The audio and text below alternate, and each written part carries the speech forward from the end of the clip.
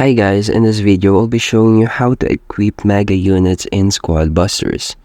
So first, when you want to battle, before playing, you will have a choice of selecting the squad that will be available in your unit. The same thing applies when you want to equip or use a mega unit. You just need here to select the available mega unit in your account or in your squad and then just click the play button.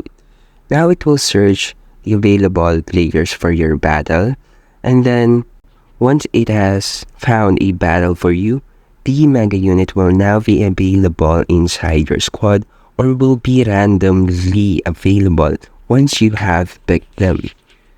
And that's it. That's how you can equip or get your mega units in Squad Busters, and thank you for listening.